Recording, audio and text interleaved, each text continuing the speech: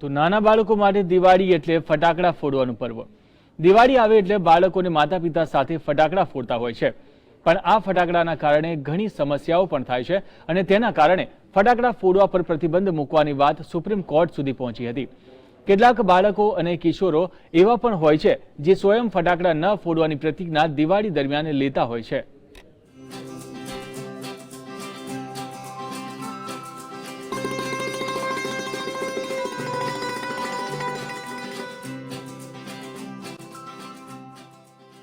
દિવાળી પર ફટાકડા ન ફોડવા તેવી પ્રતિજ્ઞા લેવી સહેલી નથી, તે પણ ખાસ કરીને બાળકો માટે। મોટા લોકો પણ જ્યારે ફટાકડા ફોડવાનો આનંદ માણતા હોય છે, ત્યારે બાળકો ફટાકડા ન ફોડવાનો નિયમ લે તો બાળકો માટે આ સંયમ ખૂબ જ મોટી વાત ગણી શકાય। પણ તમે જુઓ આ બાળકોને કે જેમણે એ પ્રણ લીધી છે કે દિવાળીએ ફટાકડા નહીં ફોડવા।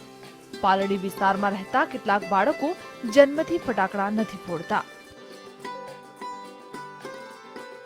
ખવાડવામાં આવે છે એમાંથી મને અંદરથી થાય છે કે ના ફોડવા જોઈએ નહીં। એવું નથી કે મારે કોઈ કહે એટલે મારે કરવું જ પડે, પણ મને દિલથી જ ઈચ્છા થાય છે કે હું ના ફોડું, કારણ કે પાપ થાય ને જીવો બહુ બધા નષ્ટ થઈ જાય છે। એમાં હું પ્રતિજ્ઞા લઉં છું કે હું ના ફોડું।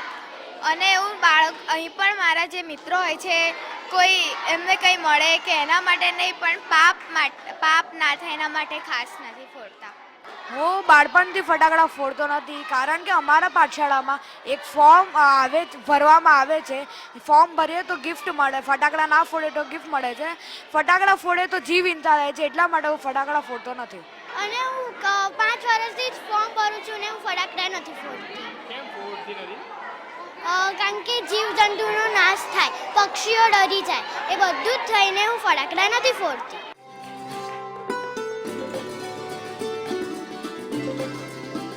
પાલડી વિસ્તારમાંના જૈન નગરની જૈન પાઠશાળામાં 250 થી વધુ બાળકો ફટાકડા ફોડતા જ નથી। આ વર્ષે બાળકોએ જાતે જ મહારાજ સાહેબ પાસે જઈને ફટાકડા નહીં ફોડવાની પ્રતિજ્ઞા લીધી છે અને બાળકો કહી રહ્યા છે કે ફટાકડા ફોડવાથી અજાણે સૂક્ષ્મ હિંસા થાય છે તથા ઘણા અંશે પર્યાવરણને પણ નુકસાન પહોંચે છે। આથી આ ફટાકડા ન ફોડવામાં જ અમારો આનંદનો અનુભવ થાય છે। આ જૈન પાઠશાળામાં બાળકોને ફટાકડા નહીં ફોડવા માટેનું એક ફોર્મ આપવામાં આવે છે અને ફટાકડા ફોડવાથી પર્યાવરણને શું નુકસાન થાય છે તે સમજાવાય છે। આ ફોર્મ ભરનાર બાળકને ગિફ્ટ પણ આપવામાં આવે છે। બધા છોકરાઓ જે છે એ કેટલા વર્ષોથી ફોડતા જ નથી, એટલે દર વર્ષે હવે કંઈ ખાસ એમને સમજાવવાનું જરૂર નથી હોતી। એ લોકો ઉપરથી સામેથી જેમ દિવાળી આવે ને નજીક એટલે અમને સામેથી કહેતા હોય છે કે આપણે ફટાકડાના ફોર્મ ક્યારે આવવાના છે, નહીં ફોડવા માટેના ફોર્મ ક્યારે આવવાના છે, અને એ લોકો પ્રતિજ્ઞા લઈને જ બેઠા હોય છે। જેવું ફોર્મ આવે એટલે તરત ભરીને અમને આપી જ દેતા હોય છે। દર વર્ષે કેટલા ફોર્મ હશે ફટાકડા? લગભગ 200 થી 250 ઉપર ફોર્મ જતા હોય છે। જો આપણે પણ ફટાકડા ન ફોડીએ તો આપણે પણ કેટલાક અંશે પર્યાવરણની શુદ્ધિમાં સહભાગી બની શકીએ છીએ। રાજુ ગઢવી સાથે મિહિર સોની, GSTV, અમદાવાદ।